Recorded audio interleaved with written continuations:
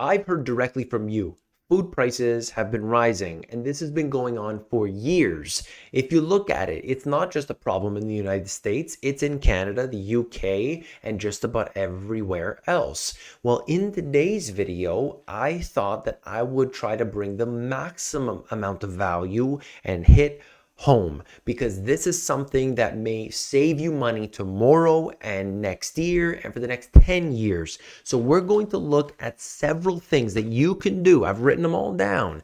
Actions that you can take to save money today on our most precious thing, food. Yes, we can look here and try to grow all of our own food and go completely off grid and self-sufficient.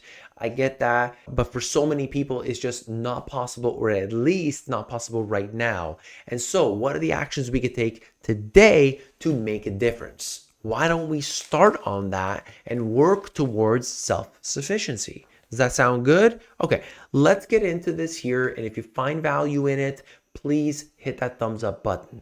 First thing we got to understand is that if there's one thing for sure, food inflation will persist. It's going to be 10 years from now, we're going to look back, yeah, the prices are up. That's important. So knowing that, it's not as if we could simply just get over the hump. Okay, everything's going to be normal again. We're in a constant state of new normal. All right.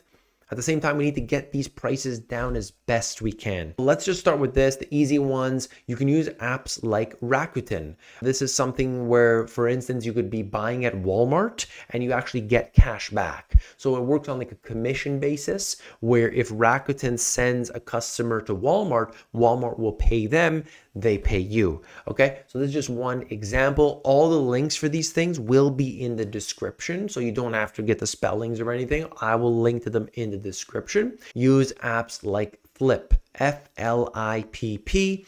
This is where you can actually search by food. So for instance, if you really wanted to get a watermelon, you could type in watermelon and it will show you all the flyers around in your area of where they've got the cheapest watermelon, what's on sale. Now you wouldn't go buy watermelon there and you're gonna go buy your grapes over here. I mean, that wouldn't be a way to do it. But if you're already kind of on the way, or maybe, I'll do my shopping here this week, it's gonna allow you to make a better decision, okay? Simple stuff like that. At the same time, use Honey. It's by PayPal, and this is coupon codes on websites. So you're going to install it in Google Chrome, and when you go in there, you go to the website, you're checking out, you can click on Honey, and Honey is spelled Honey, Honey like this, and you go and it automatically starts to search coupon codes that might get you a discount on your products, okay? Go to small businesses. So if you can, don't go to the big box stores, don't go to the big businesses, go to the small businesses. Ask for a bulk purchase. Ask for a bulk purchase after. Get them comfortable seeing you. They know you're nice, this and that, before you go out there and ask on the first time. In my example, I buy bananas in a box. I get the whole case. Yes, the whole case. And those are like, 13 bundles at least in there. I get that for about half the cost. All right. So if I were to buy those bananas just out on the shelf, it would be approximately 50% of the cost. These people want your business. They want that business. And so you, the individual, can go talk to them, be real. Look, I'm going to bring you all the business. What can you do for me? What are the prices you can do? You can't do that at the big stores. They won't necessarily do so. Though Whole Foods, by the way, will give you 10% discount if you buy the box of bananas. But in general, you could do much more by supporting local and simply talking to them. Say, hey, I won't shop at the big box. I'm going to come to you every single week. Let's do a deal. All right. And so for the purposes here, I think it's important to go to the small businesses, more than one reason. At the same time, if you are going to the big stores, talk to your produce manager. Get to know the produce manager. So where I was previously, I was always going to the big box store. I would talk to the manager there, the produce manager. I knew him by name, shake his hand, see him every day. Okay, what's going on? What do we got? And they would always give me the freshest food directly from, I was in the back of the place. I would go into the back. I knew all the people there. And that's a simple matter of fact, because knowing that I'm going to get the freshest stuff, I'm going to get discounts on things, it's going to actually operate much more efficiently, let me tell you. And they can order stuff for me specifically. So I would do that as well. Get to know your produce manager. Don't be afraid of this. These communications that we have, these are the things that are going to advance us. They advance our careers, they advance our lives in general. Farmers, you know your local farmer? Well, most people don't, but you should. You should be talking with them. This includes, of course, the Amish or Mennonites, depending on the area you're in. You got to search for Google because they likely set up in the city to sell their goods. Buy in bulk, split it up with your neighbors, your family, your friends. The access that you have here is something that is just for most people that are like, you know what, forget about it. But you should be taking advantage. Very important, okay? But most people don't. You can just go to Google, do a search, look for it. I'm telling you right now, you'll be surprised at how many of them actually come into the city and they're doing business at certain places that might not be far of a drive for you. Get to know them. Buy from a few times first, get them to see you every week, and then you want to make a deal after that. Don't do it on the first time, all right? You could see using a credit card to get the cash back or the points, of course, pay that off.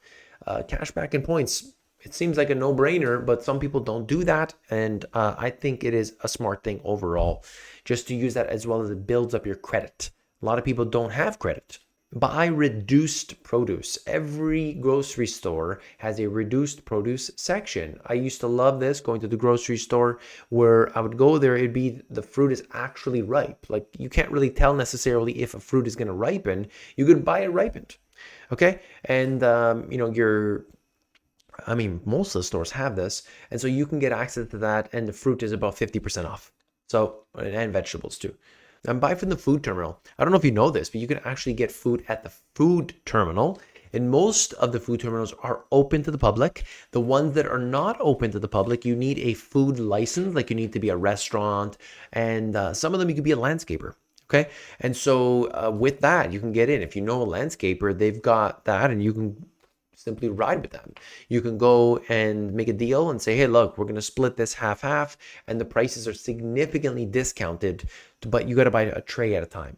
Okay, so you're not buying one or two bananas, okay? You're buying whole cases, you're buying whole things, and you can get significant discounts. Food terminal, search for food terminal and then your city, and you will see really good discounts and fresh, because the places that you are getting it from, they're getting it from the food terminal. So you could just skip the middleman and get that discount. Buy seasonal. It's cheaper. There are sales. This is what you got to do. If we're getting into citrus season, you buy citrus, it's probably on sale.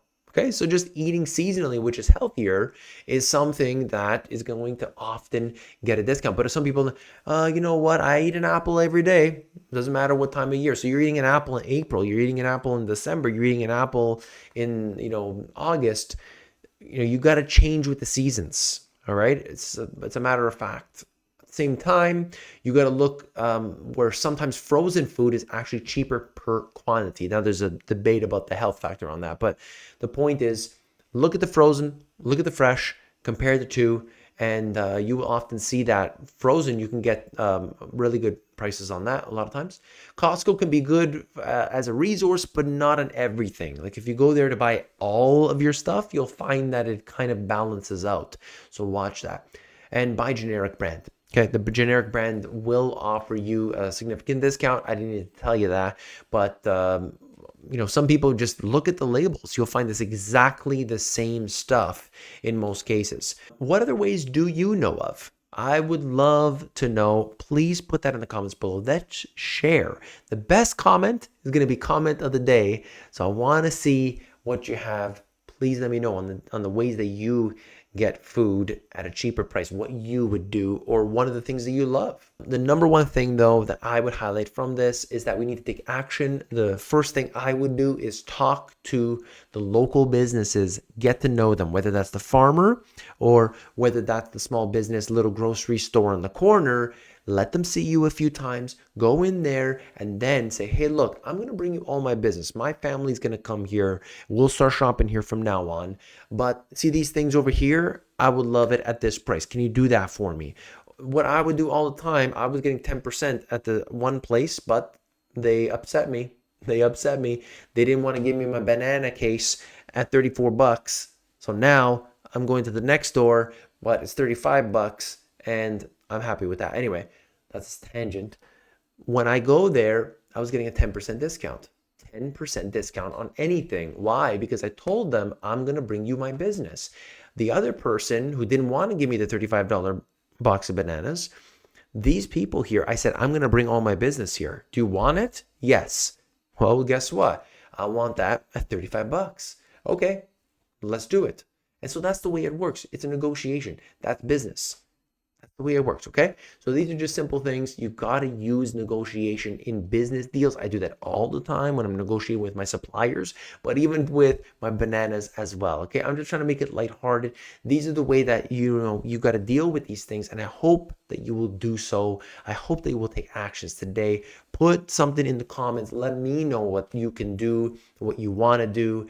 This is the most essential thing. Water, food, we can't get around it. And so, of course, we've got to do our best. If you appreciate this video, hit that thumbs up button, and I'll see you on the next one. Take care.